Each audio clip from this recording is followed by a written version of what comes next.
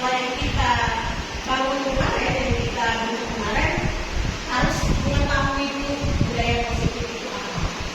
Jadi mohon nanti masukannya, mungkin kalau ada pertanyaan juga apalagi saya sampaikan dengan Bapak Ibu, ini waktunya hanya kurang lebih 30 menit.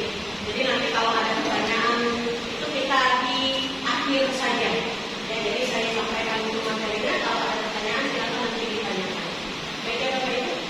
Selanjutnya kita yang saya katakan nantinya, yang pertama itu adalah guru dapat melakukan perubahan paradigma belajar, kemudian guru dapat memahami pengertian budaya positif dan dapat menerapkan budaya positif di sekolah. Kemudian yang ketiga, guru dapat mengetahui motivasi perilaku manusia. Keempat adalah guru dapat mengetahui kebutuhan dasar manusia. Kemudian selanjutnya guru dapat mengetahui posisi kontrol restitusi. Selanjutnya adalah guru dapat mengubah keyakinan kelas, dan terakhir adalah guru dapat melakukan segitiga restitusi dalam menyelesaikan masalah. Nah ini mungkin bahasanya asing ya. Segitiga restitusi, apa itu keyakinan kelas? Tapi secara tidak langsung mungkin Bapak itu sudah mengaplikasikannya di sekolah atau di kelas. Tapi belum tahu itu apa namanya. Sama seperti saya juga. Selama ini saya sudah melaksanakannya, tetapi saya tidak tahu itu apa namanya. Nanti silakan koreksi masing-masing diri sendiri. Oh ini sudah saya lakukan, oh ini belum. Ya Bapak Ibu ya. Selanjutnya, nah ini kita sama-sama menjawab. Kalau setuju, bilang setuju. Kalau tidak, bilang tidak. Yang pertama, bagaimana dapat mendisiplinkan anak? Setuju atau tidak? Tidak apa-apa, jawab apa? Tidak. Setuju. Setuju atau tidak? Ada yang setuju, ada yang tidak. Oke, tidak apa-apa. Selanjutnya kedua, pemberian dukungan dengan hal positif seperti membaca atau membersihkan halaman sekolah dapat meningkatkan disiplin anak. Setuju atau tidak? Yang ketiga, memberi penghargaan dapat meningkatkan motivasi belajar anak. Setuju. Baik, Bapak Ibu bisa menjawab sendiri pertanyaan dari ini setelah melihat materinya. Oh jadi yang saya jawab tadi ternyata salah. Yang beranggapan selama ini kalau menghukum anak itu.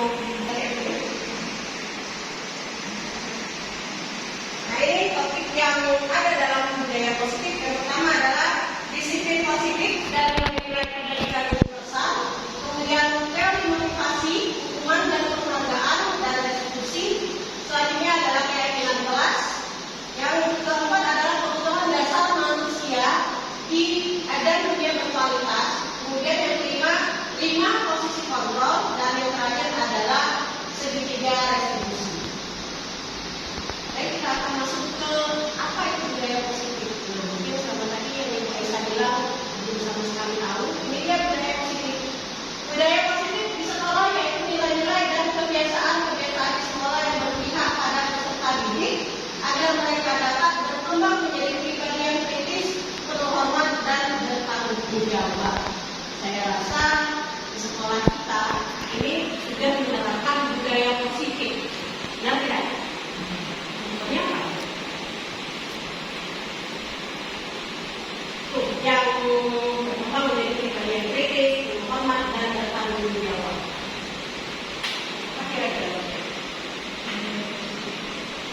Sekolah kita ini sudah menerapkan, tapi kita tidak tahu itu budaya positif.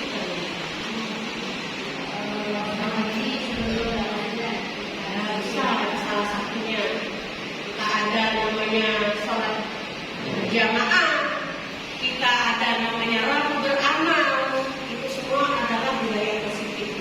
Dan secara tidak langsung dan tidak kita sadari, kita sudah melakukannya. Ya, seperti itu. Ini masuk ke budaya positif. Nah, di sini budaya positif itu kita akan membahas disiplin positif dan nilai-nilai pendidikan universal. Ini ada ilustrasi. Ada A dan B. A itu kita, B itu adalah teman kita. Kita menuliskan semacam kertas atau semacam tulisan, terus kita taruh di dalam kertas itu kita kepal. Kemudian tangan atau teman kita yang sudah itu akan yang ada yang kita pegang. Kira-kira apa yang akan Bapak Ibu lakukan? Apakah akan melepaskan kebenaran tersebut atau tidak?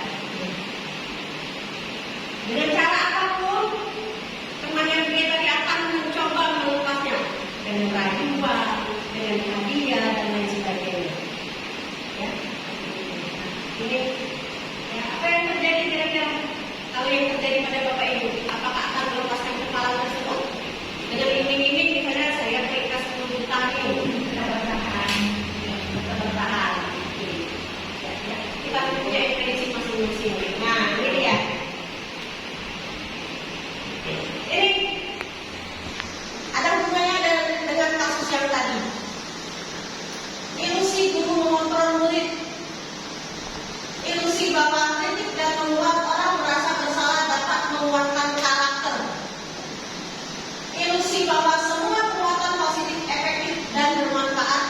Dan terakhir adalah ilusi bahwa orang dewasa memiliki hak untuk memaksa. Dari keempat ilusi ini, kira-kira ada nggak yang selama ini kita lakukan? Perubahan paradigma dan kontrol. Dan selama ini mungkin saya sendiri, ya, terutama yang keempat, ilusi bahwa orang dewasa memiliki hak untuk memaksa. Jadi orang dewasa itu merasa punya hak untuk memaksakan kehendak pada orang yang lebih kecil. Selama ini,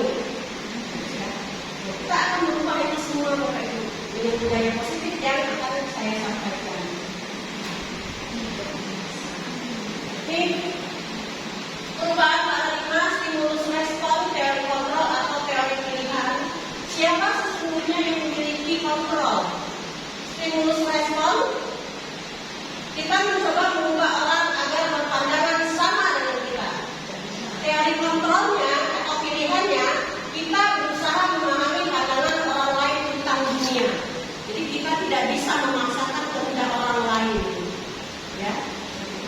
Kemudian yang kedua, perilaku dilihat sebagai suatu kesalahan. Kalau teori kontrolnya itu adalah semua perilaku memiliki tujuan. Baik semua orang melakukan kesalahan itu pasti ada tujuannya. Mungkin caranya saja yang salah. Selanjutnya yang ketiga, orang lain bisa mengontrol saya.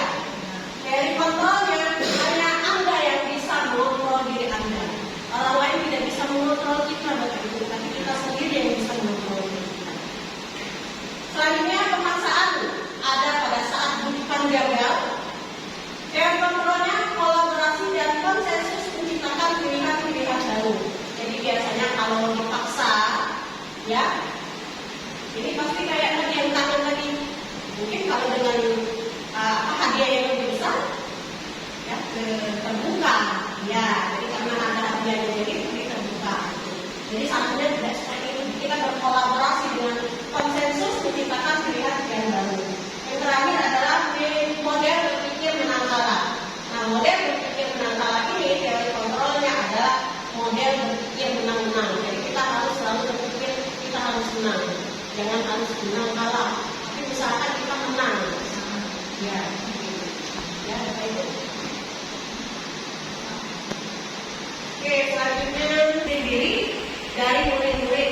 Ya, kemudian lagi disiplin diri membuat orang muda potensinya menuju sebuah tujuan apa yang dia hargai. Kemudian dapat pada budaya kita mana kata disiplin telah berubah menjadi sesuatu yang dilakukan seseorang pada orang lain untuk mendapatkan kepatuhan. Selanjutnya kecenderungan umum adalah menghubungkan kata disiplin dengan ketidakbaik atau pencapaian suatu tujuan yang dia. Jadi misalkan budaya positif ini timbul dalam diri kita sendiri tanpa ada yang mendapatkan kepatuhan. Misalnya kalau kita seperti anak saja, kalau misalnya ada tiket, kalau dia tidak melakukan tiketnya dia takut dihukum. Kalau dia tidak melaksanakan tugas membuat PR dia takut dihukum. Ini akan dihilangkan. Kita akan ubah paradigma itu. Oke, Bapak Ibu, selanjutnya adalah nilai-nilai kebajikan universal. Apa saja sih nilai-nilai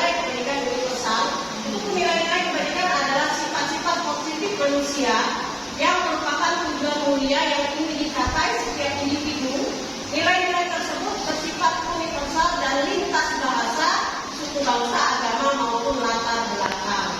Nah ini dia ya nilai-nilai universalnya. Setiap perilaku atau perbuatan memiliki suatu tujuan. Dengan mengaitkan nilai-nilai kebaikan yang diyakini seseorang, maka motivasi intrinsik akan terbangun sehingga menggerakkan motivasi dari dalam untuk dapat mencapai tujuan yang mulia dan diinginkan. Nilai-nilai yang ingin dicapai oleh setiap anak Indonesia kita kenal dengan profil pelajar Pancasila. Ada 6. Pertama, beriman, bertakwa, kepada Tuhan Yang Maha Esa dan berakhlak mulia, kemudian mandiri, bernalar kritis, berkebinekaan global, bergotong royong dan kreatif. Nah inilah nilai-nilai universal yang terdapat dalam budaya positif. Yang nantinya kalau kita akan terapkan budaya positif di sekolah akan muncul 6 nilai universal tersebut. Oke, lanjut ya Bapak Ibu ya. Nanti kalau ada pertanyaan silakan dimulai dulu saja. Selanjutnya adalah budaya positif. Nah, yang selama ini sekali motivasi, hukuman dan penghargaan, restitusi. Ada hubungannya dengan yang tadi pertanyaan. Apakah hukuman kita memberikan hukuman itu bisa mendisiplinkan murid? Ya. Teori motivasi perilaku manusia. Motivasi yang ada dari dalam diri kita, ya, motivasi eksternal dan ada motivasi internal. Kita lihat yang pertama. Yang pertama adalah untuk menghindari ketidaknyamanan atau hukuman. Apa yang akan terjadi apabila saya tidak melakukannya? Nah ini berarti motivasinya dari eksternal, dari luar. Kemudian yang kedua, untuk mendapatkan imbalan dari orang lain atau institusi, apa yang akan saya dapatkan apabila saya melakukannya? Seperti misalnya kita ikut perlombaan nih, kita mau ikut lomba itu asal ada hadiah. Nah, ini eksternal. Kemudian yang terakhir, untuk menghargai diri sendiri, saya akan menjadi orang yang seperti apa bila saya melakukannya? Nah, ini motivasi internal yang diharapkan semua guru itu ada di posisi motivasi internal. Tapi untuk menghargai diri sendiri. Jadi seharusnya setiap guru itu di motivasi yang terakhir. Nah ini yang dikatakan tujuan dari disiplin positif.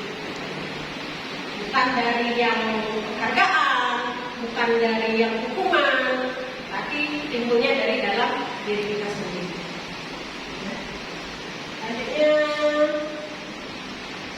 ini arti kata merdeka. Terus terang Bapak Ibu ya, saya tahu slogan Puri Handayani, ya, Ki Hajar Dewantara. Slogan pendidikan itu hanya satu yang kita kenal, Puri Handayani. Ada yang tahu satu dan duanya?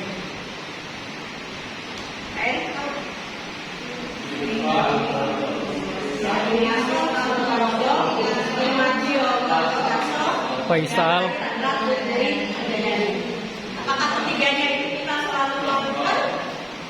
Saya rasa kemarin terutama saya sendiri ya, saya hanya melakukan yang ketiga. Saya hanya mendorong siswa kita Puri Handayani. Yang selama ini saya lakukan, tapi setelah saya mengikuti PGP, oh iya. Tapi yang satu dan duanya tidak pernah kita aplikasikan. Kita memberikan contoh, kita menuntun sebagai mitra itu yang jarang sekali kita lakukan. Tapi kita hanya selalu Puri Handayani. Kalau kita di belakang itu kita mendorong siswa. Terus terang itu saya sendiri melakukan yang sering sekali, tapi ini adalah nomor 3. Yang satu dan duanya terabaikan. Nanti ya. Nah ini dihukum oleh penghargaan. Bahwa penghargaan berlaku sama dengan hukuman. Dalam arti meminta atau membujuk seseorang melakukan sesuatu yang memenuhi suatu tujuan tertentu dari orang yang meminta atau membujuk. Dorongannya eksternal dan akan ada faktor ketergantungan. Jadi beberapa dampak dari pemberian penghargaan. Yang tadi kita bilang, yang ada pertanyaan otomatis. Apakah kalau kita memberikan hadiah itu akan meningkatkan motivasi anak? Ini ternyata dampaknya Bapak Ibu. Yang pertama, pengaruh jangka panjang dan jangka pendek. Itu penghargaan ternyata dia menghukum siswa. Kemudian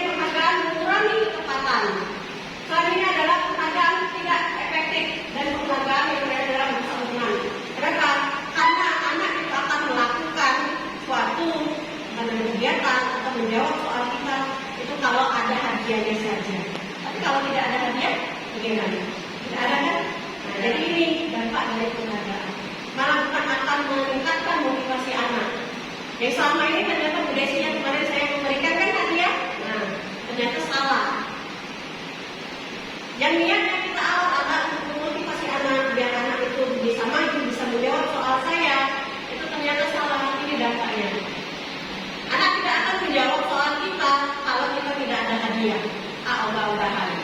Ditanya, mana hadiahnya kalau saya menjawab? Nah, seperti itu. Jadi mereka ketergantungan. Dan ini berdampaknya sangat buruk ternyata. Ya. Jadi di hukuman penghargaan ada lagi penghargaan menurunkan kualitas, kemudian penghargaan mematikan kreativitas anak, dan penghargaan adalah mengurangi motivasi intrinsik tadi. Jadi kalau kita berikan penghargaan, anak-anak baru mau untuk tampil, mau bergerak. Kalau tidak ada penghargaan atau hadiah, mereka tidak akan mau sama sekali. Nah ini yang pelan-pelan akan saya rubah. Selama ini saya memotivasi anak itu selalu dengan hadiah. Boleh hadiah, tapi berupa penghargaan. Tepuk tangan boleh, ya. Memberikan mereka julukan boleh, tapi tidak boleh berupa barang.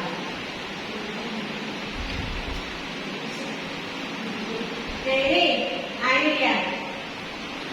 Ini penghargaan yang boleh kita lakukan, yang boleh kita berikan.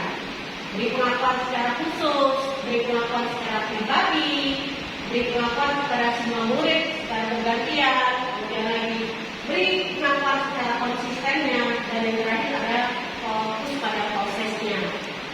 Jadi kalau anak yang kita jangan fokus pada hasil, tapi pada prosesnya. Jadi contohnya, saya rasa nggak usah ini kan Bapak Ibu ya. Kemarin saya perhatikan itu pembukanya nilai kebajikannya adalah rasa empati besar sekali situasinya pada saat menolong murid baru di kelas. Ini contoh atau apresiasi kebajikannya. Oke, nah ini ada tadi ada apa namanya kaitannya dengan ciuman. Saya kira nomor 1 ini mencatat 100 kali di dalam buku. Itu hukuman atau konsekuensi? Hukuman atau konsekuensi? Hukuman. Hukuman atau konsekuensi? Ya, konsekuensi ada hukuman. Yang kedua, lari mengelilingi lapangan basket 2 kali karena terlambat hadir di sekolah. Hukuman. Boleh minta untuk push up 15 kali karena tidak menggunakan masker ke sekolah. Hukuman. Menggantikan kertas tugas teman yang telah dicoret-coret. Mematikan rumah terkait di meja tulis karena tersenggol pada saat belajar. Murid disuruh untuk tidak menggunakan sepatu seharian di sekolah karena tidak menggunakan sepatu hitam. Lari mengelilingi lapangan basket 2 kali karena terlambat 10 menit untuk pelajaran PPOK. Ceritanya apa ini? Ternyata ini atau apa bedanya hukuman dengan konsekuensi? Jadi benar ini yang tadi secara tidak langsung kita sudah mengetahui perbedaan hukuman dengan konsekuensi. Ini dia perbedaan hukuman dan konsekuensi.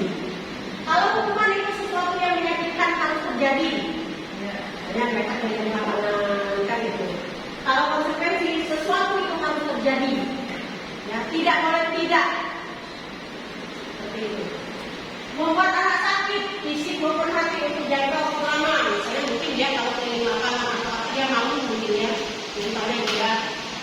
Kalau konsekuensi membuat anak merasa tidak nyaman dalam jangka waktu pendek, dia tidak nyaman saja, tapi hanya dalam jangka waktu pendek. Anak membenci kedisiplinan akibat dari hukuman. Kalau konsekuensinya itu anak menghargai disiplin. Selanjutnya, kalau hukuman itu bersifat paksaan, kalau konsekuensi itu adalah stimulus atau tanggapan. Jadi ada rangsangan ya. Kemudian lagi, kalau hukuman itu mendorong anak menyakiti diri sendiri, konsekuensinya mendorong anak agar mudah menyesuaikan diri. Jadi dia tahu. Kalau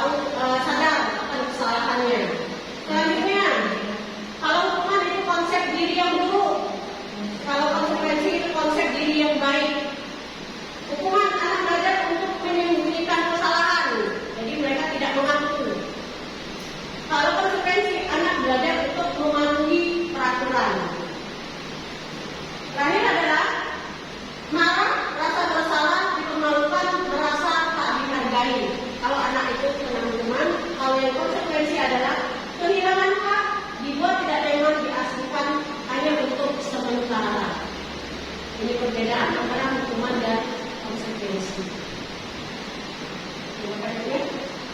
Saya harap dari ini bisa membedakan kalau kita melakukan kesalahan ini, anaknya kalau dihukum seperti ini, apa akibatnya bagi anak tersebut. Oke, selanjutnya lanjut ke restitusi. Apa itu restitusi? Restitusi adalah proses menciptakan kondisi bagi murid untuk memperbaiki kesalahan mereka sehingga mereka bisa kembali pada kelompok mereka dengan karakter yang lebih kuat. Restitusi juga merupakan proses kolaboratif yang mengajarkan murid untuk mencari solusi untuk masalah mereka dan membantu murid berpikir tentang orang seperti apa yang mereka ingin menjadi atau tujuan mulia dan bagaimana mereka harus memperlakukan orang lain. Nah, kemarin saya yang waktu minta izin untuk buat video itu menerapkan segitiga restitusi, walaupun itu hanya skenario. Tapi saya mencoba untuk seperti ini ternyata segitiga restitusinya. Ya, nanti videonya ada, ya namanya juga mendadak, jadi semacam kayak membaca teks seperti itu. Nah ini identitas gagal kalau dia hukuman, kalau identitas sukses disiplin, kalau dia ada konsekuensi dan restitusi. Nah biasanya kalau anak punya salah itu kalau kita hukum, ya sudah tidak ada lagi penyelesaian. Tetapi kesalahan itu akan selalu diulang oleh anak. Tetapi kalau insya Allah dengan melakukan konsekuensi dan restitusi itu anak akan sadar. Gitu. Nih, kalau hukuman sesuatu yang menyakitkan harus terjadi, konsekuensinya sesuatu harus terjadi, kemudian restitusinya adalah merupakan pilihan. Kemudian hukuman tidak nyaman untuk murid, anak untuk jangka waktu panjang, tidak nyaman untuk murid atau anak untuk jangka waktu pendek. Kalau restitusinya adalah menguatkan untuk murid, anak dalam jangka waktu panjang. Selanjutnya, kalau hukuman itu korban mendapatkan keadilan. Ya. Kalau konsekuensi, korban bisa diabaikan, restitusinya korban mendapatkan ganti. Selanjutnya, murid atau anak akan tersakiti. Murid atau anak dibuat tidak nyaman. Kalau restitusi, murid atau anak mendapatkan penguatan. Perilaku pasif agresif itu meningkat. Penguatan hanya bertahan dalam jangka waktu pendek. Kalau restitusi itu masalah percepatan. Selanjutnya, sistem tidak akan berjalan bila murid tidak takut. Jadi kalau hukumannya biasanya kalau misalnya tidak ada PR, paling kerjakannya di tengah lapangan, besok diulang lagi seperti itu. Jadi sifatnya hukuman. Tapi kalau segitiga restitusi dengan konsekuensi mungkin akan lain kejadiannya. Dan itu kita tidak pernah menerapkannya. Karena saya sendiri belum pernah sama sekali saya menerapkannya di sekolah. Untuk melakukan ini mungkin perlu waktu tidak instan. Jadi mungkin bertahap sama-sama dan ini semua dukungan seluruh warga sekolah. Jadi tidak misalnya hanya guru BK, tidak hanya guru PAI, tidak hanya wali kelas seperti itu. Tapi semua guru ikut terlibat.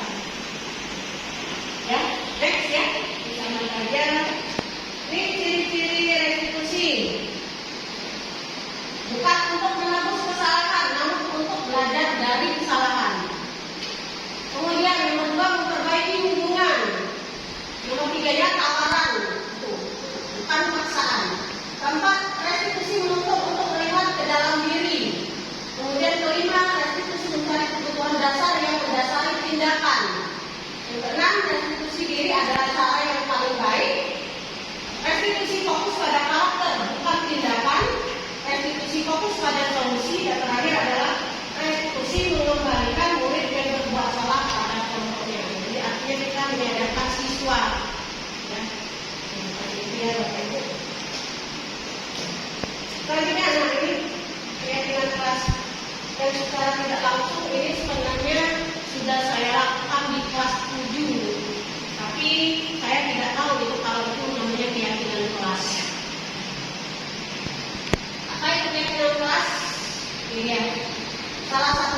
positif yang bisa kita terapkan dalam membangun budaya positif di sekolah.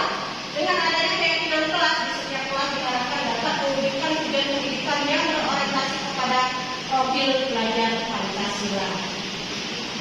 Ini ada salah satu contoh. Nah, kira-kira nih mana kesepakatan kelas atau keyakinan kelas. Yang pertama itu datang tepat waktu, mengucapkan salam, menjaga kebersihan sekolah, berdoa sebelum dan sesudah kegiatan, aktif dalam pembelajaran, dan terakhir adalah tertib. Yang satunya kami guru dan murid yang saling menyayangi, kami murid yang semangat belajar, dan terakhir kami murid yang peduli dengan teman-teman. Kira-kira Bapak Ibu mana yang keyakinan kelas atau kesepakatan kelas? Sebelah kanan bukan kiri. Ya, ini ya. Yang datang tepat waktu, menjaga kebersihan sekolah. Jadi ini dibuat sepakat supaya kata tidak dan dilarang. Misalnya, contohnya tidak datang terlambat, tidak membuat PR, tidak boleh.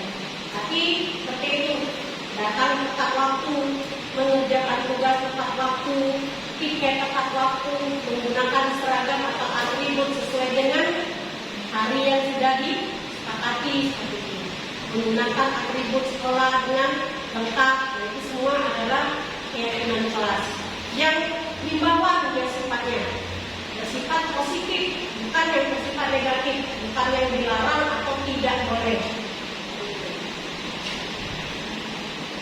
Jadi saya Ibu, ini kebutuhan dasar manusia. Ada yang tahu kebutuhan dasar kita apa ini? Ini bukan dasar manusia. Pertama adalah bertahan hidup, penguasaan atau power, kebebasan atau freedom, kesenangan atau fun, dan kasih sayang dan merasa diterima. Kayaknya kebutuhan dasar manusia.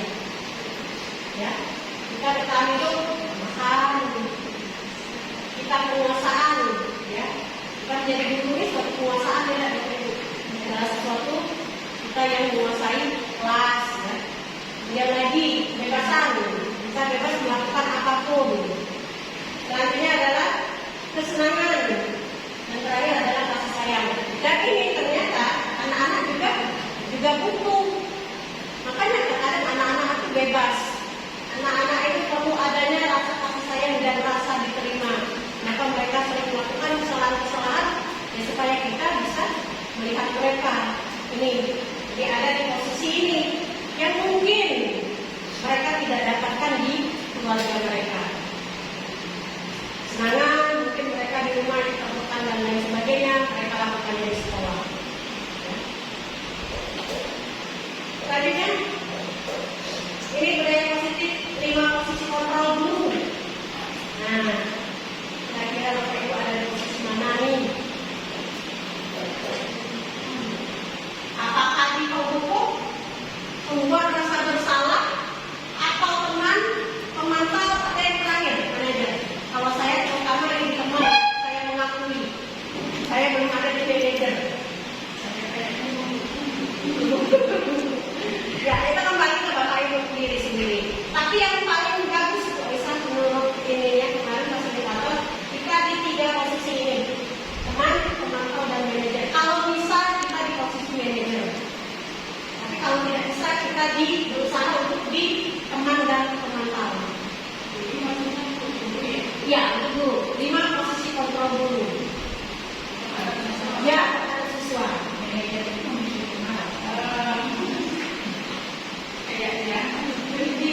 ya boleh.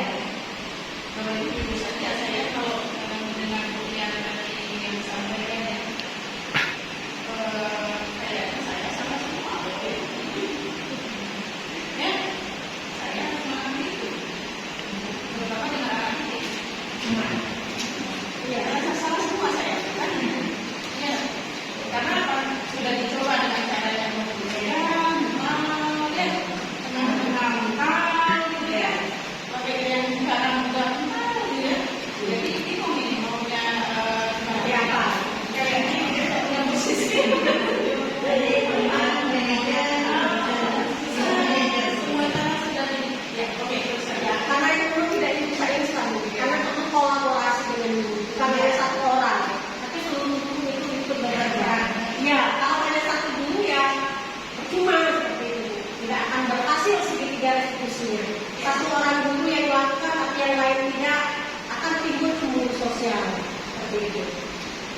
Pasti akan ada, namanya juga anak-anak kan akan pasti bercerita. Nah ini ya, jadi kalau saya terang sekali di posisi teman untuk saat ini belum bisa menjadi untuk posisi pemantau dan manajer. Tapi kita sama-sama akan berusaha Bapak Ibu ya untuk menjadi posisi yang paling tidak pemantau lah. Dengan yang sebagai penghukum, ya, penghukum atau membuat rasa bersalah. Jadi ada kata-katanya di sini. Kalau yang menghukum, kalau kamu tidak melakukan, awas ya. Seperti kita ada ancaman. Gitu. Kalau kita membuat rasa bersalah, ini kata-katanya. Kamu seharusnya, kamu sudah tahu, ibu lelah sekali. Itu nanti ini di buku ini yang waktu namanya si Ais ya, dalam 3 kemarin udah capek. Nah itu seperti membuat rasa bersalah, ya. Itu pengakuan ini. Nah kalau teman ini seperti kita memelas, ayolah, begitu. Masa kamu nggak bisa? Ini ibu dong, nah, seperti itu. Itu kita sebagai teman, posisikan kita sebagai teman. Dan tidak memungkiri, karena sekarang kita dengan siswa, itu karena kalau pembelajaran kurikulum merdeka itu karena berpusat pada siswa. Jadi guru itu menghambakan siswa bukan kita menyembah pada mereka, tidak. Kita setara. Cuman yang ilmunya kita hanya menjadi kontrolnya, menjadi motivator mereka. Kita yang bukan tingkatan yang lebih tinggi tidak. Tapi kalau di kurikulum merdeka itu kita sama. Jadi kita ibaratkan siswa itu adalah teman kita.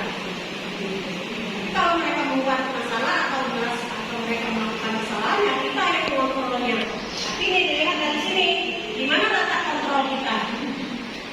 Ya Bapak Ibu ya, sama-sama nanti kita saling membenahi diri.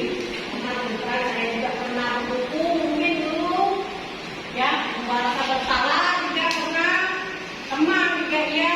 Tapi kalau menangkap dengan manajer ini saya belum pernah, saya rasa. Teman kita seperti kita, teman kita, misalnya kalau anak bermasalah itu kita ya tidak bicara ngobrol, tidak kita langsung menghukum mereka atau mengindeks mereka ini, gitu. Tidak kita langsung kita judge mereka itu langsung ini. Kita tanya dulu alasannya mereka melakukan kesalahan itu. Tapi terkadang kan kita tidak menyadari itu mereka lakukan. Ya. Sehingga kita tahu apa yang kesalahan atau kekurangan yang ada pada siswa. Kalau tidak seperti itu kan kita tidak mengetahui. Ya. Akhirnya kita mencari informasi dulu secara pelan-pelan. Ya. Apa penyebabnya? Kemudian kita tahu sumbernya bagaimana. Kita bisa itu menjadi pemantau dan kira-kira begitu. Ya, kalau pemantau ini kata-katanya ini, misalnya anak-anak sudah tahu nih dia sudah melakukan kesalahan, tapi kita masih tanya lagi, misalnya apa? Tapi kalau pemantau itu apa peraturannya? Langsung ke ke poinnya. Ya, seperti itu. Ada perbedaan kata-kata yang diucapkan oleh guru. Ya, oke ya, Bapak Ibu ya. Selanjutnya ini kata-katanya ya. Kalau saya kecewa ini membuat orang merasa bersalah, kami tidak tenang benar melakukannya ini sebagai hukum. Kemudian lagi ayo lakukan demi ibu atau bapak di teman. Kemudian lagi apakah kamu mau mendapatkan stiker bintang hari ini? Nah ini bisa diberikan pemantau. Kemudian lagi ada manajer. Ini adalah bagaimana kamu bisa menyelesaikan masalah ini. Terakhir adalah kamu selalu yang paling terakhir dari kita mengejar anak itu selalu ubah tema, selalu ubah ini, dan itu merasa yang terhukum. Nah ini segitiga diskusi. Adalah proses menciptakan kondisi bagi peserta didik untuk memperbaiki kesalahan mereka sehingga mereka bisa kembali pada kelompok mereka dengan karakter yang lebih kuat. Langkah-langkah restitusi seperti ini, segitiga restitusi. Yang pertama adalah menanyakan keyakinan, menstabilkan identitas dan validasi kebutuhan. Ini kalau misalnya anak-anak ada masalah, ini kita tanya dulu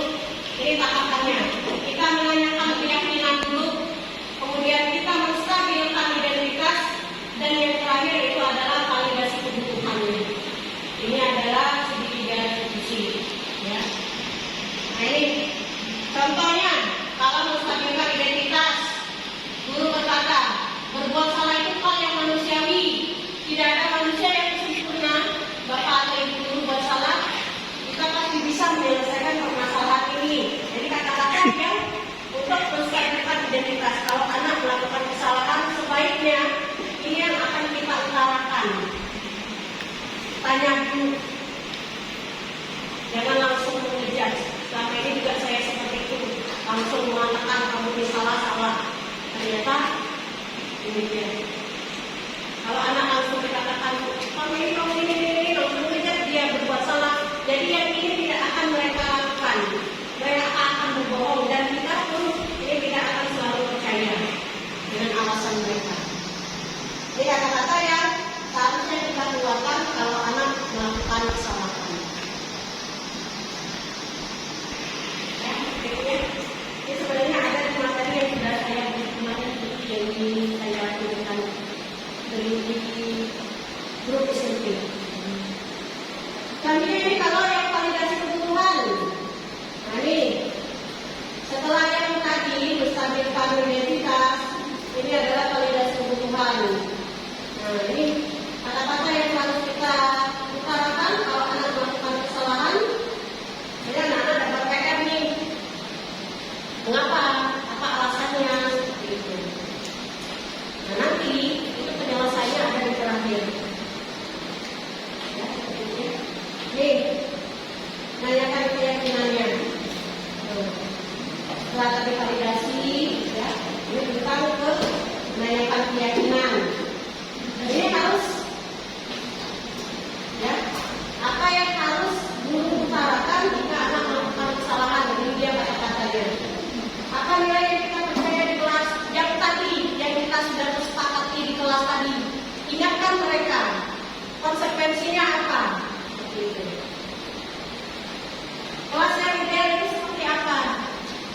Kemudian apa yang kamu rasakan? Nah ini yang saya memang agak susah untuk menerapkannya, tapi kalau mulai dari sekarang mungkin bisa akan kita dapatkan manfaatnya nantinya. Ya. Ini yang Anda tidak bisa mengontrol diri, mengontrol orang lain, hanya Anda yang bisa mengontrol diri Anda. Itu makna disiplinnya. Kemudian kalau yang teori disiplin semua perilaku memiliki tujuan, itu teori motivasinya yang pertama untuk menghindari hukuman, untuk mendapatkan imbalan, dan juga itu untuk menghargai diri sendiri. Ya. Kemudian yang selanjutnya ada teori kontrol, model berpikir menang kalah atau menang-menang, kolaborasi dan konsensus menciptakan pilihan-pilihan baru. Itu ada di 5 posisi kontrol. Kemudian lagi ada penghukum, pembuat rasa bersalah, teman, pemantau, manajer, dan selanjutnya itu ada segitiga restitusi yang nantinya itu bertujuan akan menstabilkan identitas, validasi kebutuhan, dan menanyakan keyakinan. Dan terakhir itu adalah realitas kebutuhan kita berbeda. Kita berusaha memahami pandangan orang lain tentang dunia. Setiap orang memiliki gambaran. Nah, yang nantinya ini adalah yang mengacu kepada 5 kebutuhan dasar manusia. Nah, ini Bapak Ibu teori atau disiplin positif yang saya dapatkan di diklat CGP yang awalnya terus terang saya mengikuti CGP itu untuk mengupgrade upgrade diri sendiri ya, karena kadang-kadang kita datang berusaha untuk menjadi yang ini, bukan yang selama ini tidak baik, karena memang sekarang ini kalau diajar Dewantara itu kan ada namanya karena filosofi KHD, kodrat alam dengan kodrat zaman. Jadi kodrat alam kita sekarang dengan yang kemarin kita dulu ya itu berbeda. Kalau dulu mungkin saya punya satu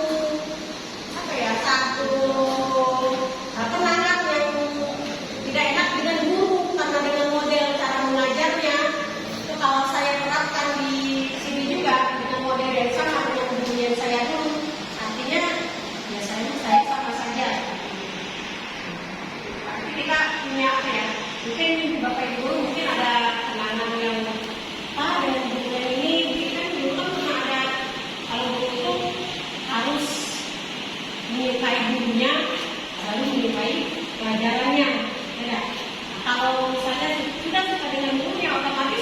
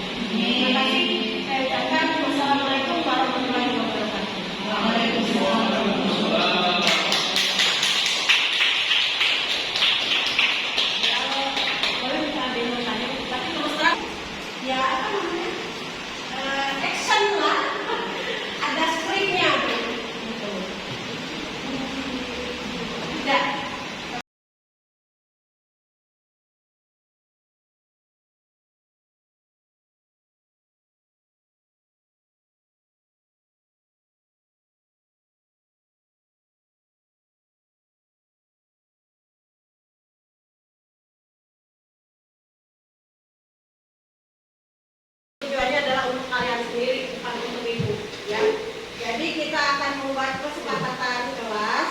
Kelas kita ini mau apa, seperti apa kaliannya. Ya, contohnya kesepakatan kelas yang sudah ada, misalnya datang tepat waktu. Terus, seperti itu ya.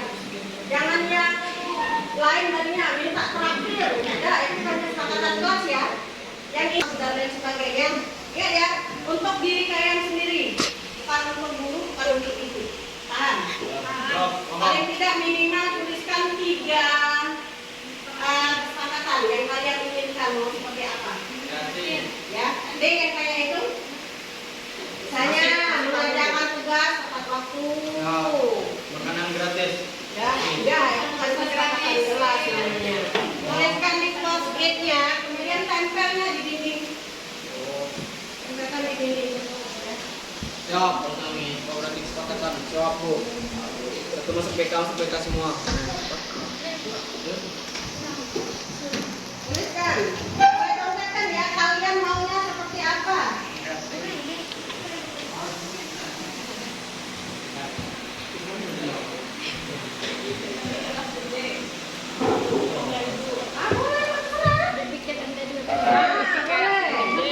Yo, denda bayi sih kemana? Buat kacau dunia. Ini yang sering melanggar peraturan ini. Boleh kau kak? Yang sering melanggar peraturan sekolah. Membawa HP Nah, dia ada video dan diri. Kalau sudah ditempel ya, tempel di situ. Ya. Cek sepakat mau balik tiket denda 5.000. Sudah ditempelkan. Kalau kamu mau video, Ini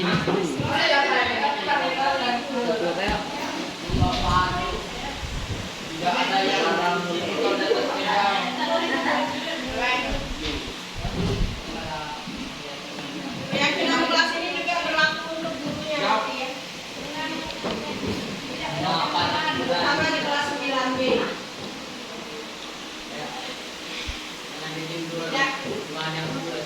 Yang mau pelajaran jadi kok, Bu, yang membawa tas anyaman. yang mau tas tapi tidak ada isinya. Woi, tidak boleh. Kalau kalian yang mau pulpen denda, pastilah tahu orangnya. Bukan maling itu berarti. Maling pulpen denda pasti tidak tahu kan orangnya.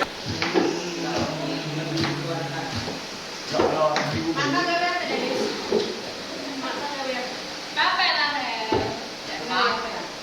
ada. Yang bicara tinggi langit. Kena denda. Bu, jadi Bu, yang berbicaranya tinggi langit kena denda. Itu wae, Bu. Gue ada di umur berapa? Gue ada di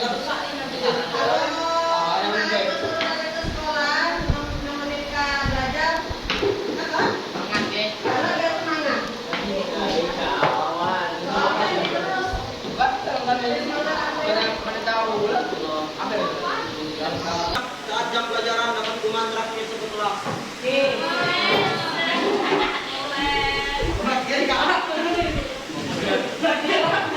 Jangan pada terakhir yang ngapain di pinggir kami? Mana nama yang dia no? Yang apa ini woi? Kita tulis dulu semuanya, nanti kita pilih ya. Yang apa ini dong? Dia. Nih. Ini aku repek deh ya. 1, 2, 3, 4, 8.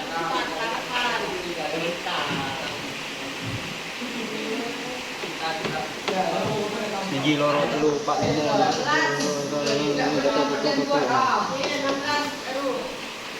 Lima lagi. Ada konsekuensinya. Bis mogok. Kami pasti. Bis masuk jurang punya. Buang sampah dalam laci denda, sayang. Dan tidak membawa buku pelajaran denda. Dari kembali dari sini. Menbuku medang kok denda.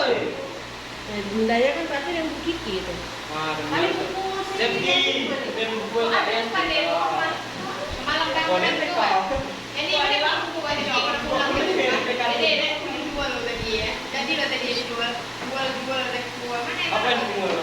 jadi jual dia kan negara kan milik negara. Ini negara Bapak Joko Widodo. Ada kayak mana? Kita Desti Putin tuh. Desti ya. ini aku Nah, ini dia mau vakum kaca listrik, tembok. Dia ya Kak. Menentraktir apa ya? Gimana Bu? Kalau ada rencana sekolah. jangan lewat aja harus kompak satu itu semua. Kami ikutnya, Rila. Pasti. Kamu pasti gitu toh. Minyak tetap. Kamu begini.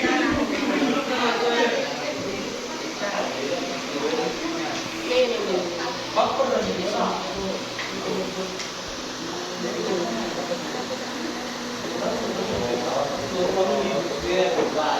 Bisa boneka, lope-lope, tulisan, I love you tuh,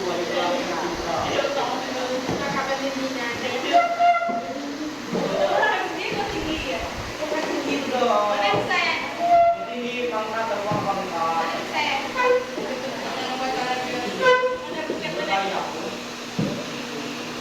Anniversary. Oke, yang lainnya rata-rata sama.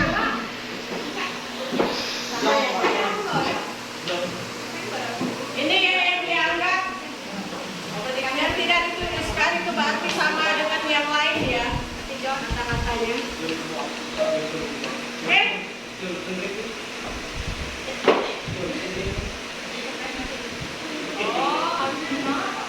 Oke, silakan dilihat di depan. Ada berapa keyakinan kelas yang sudah kalian tuliskan yang rata-rata itu sama. Jadi disimpulkan satu dua keyakinan kelas yang sudah kalian tuliskan ya. Oke, kita cek satu-satu. Tidak tiket kelas denda, datang tepat waktu, baju dikeluarkan denda, tidak mengerjakan tugas denda, mengerjakan PR tidak di sekolah, membuang sampah dalam laci didenda, yang tidak membawa buku pelajaran didenda, membawa karung kaca kosmetik bedak liptin denda dan tidak bayar kas sesuai waktu yang telah ditentukan maka akan dilipat gandakan. Tidur di kelas denda, tidak merusak fasilitas kelas, tidak memakai atribut sekolah didenda, kantin saat jam pelajaran didenda atau mentraktir satu kelas, tidak ada yang berkelompok antar siswa atau sipil. Kalau ada rencana jangan hanya wacana aja, harus kompak, satu ikut, semua ikut. Ya, satu masuk BK, semua masuk BK. Sekarang kita pilih ya, tidak semua aturan kelas ini harus dibuat. Ya. Aturan kelas ini dibuat itu tadi intinya hanya untuk kalian supaya apa? Kami rajin dah kita berat jawab. Saya semuanya masuk ini. Kayak yang mengerjakan. Kalau satu mengerjakan semua. Satu ada jawaban, bagi semua. Rumah kerja yang dimaksud. Gimana setuju dah nih? Yang mana yang nggak setujunya? Mengerjakan PR. Jadi Bu, kalau kebablasan di rumah. Ya, soalnya kan PR itu kan pekerjaan rumah. Ya, bukan PS. Kalau dari Bu, berarti. Kalau di WA orang betul-betul Bu. Ya kan? Bener deh. Ke jantung. Ya. Takutnya kalau kalian ada asam urat, ada misalnya darah tinggi, nanti kena stroke. Ya Denis ya, ini nggak ada tugas saja kamu sudah seperti ini Denis.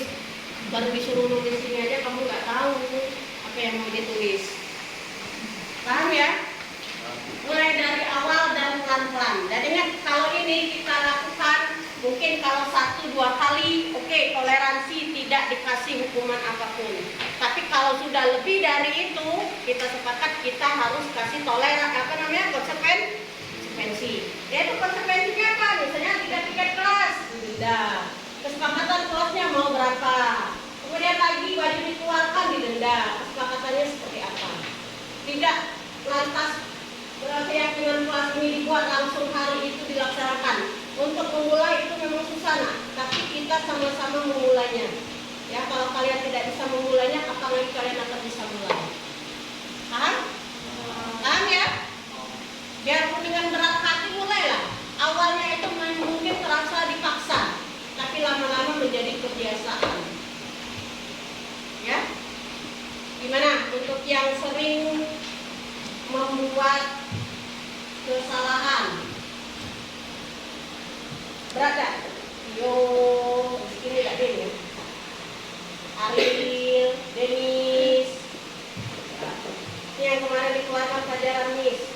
Ariel dengan si Rizky. Tio dengan Rizky. Salah satunya adalah jajan nih. Ya. Ya. Tidak rugi, nak. Intinya tidak rugi. Hanya untuk yang kalian sendiri langsung ya. Setuju ya? Setuju ya? Tapi inilah bukan tidak boleh. Jadi nanti kata-katanya itu bukan sifatnya larangan, tapi semacam anjuran. Paham? Artinya itu masih mengasih toleransi. Kalau nanti ada guru sudah melaporkan, ibu catat nih, sudah 3 kali dia melakukan pelanggaran, berarti ada konsekuensinya. Paham? Paham ya? Bukan sekali kalian ini mungkin hanya ibu kasih peringatan 2 kali 3 kali, kalau sudah 3 kali baru konsekuensinya itu dilaksanakan. Paham? Paham ya? Setuju ya? Nah, jadi ini semuanya ada 15. Nanti ditulis ulang, udah minta tolong ditulis ulang. Nanti kita ketik dan mungkin ibu pasang, kita mungkin kayak poster besar biar kalian masuk kelas kok langsung ingat keyakinan kelasnya. Gimana Mas itu? Kita mungkin di depan pintu itu ditempel, jadi ya, kalian masuk kelas atau panitia di mana pokoknya yang terbaca, yang ibu buat besar. Yang atau apa namanya itu yang berdiri itu? Benar. Ya. Dari foto Ben. Kita lanjut ke belajar. Ya.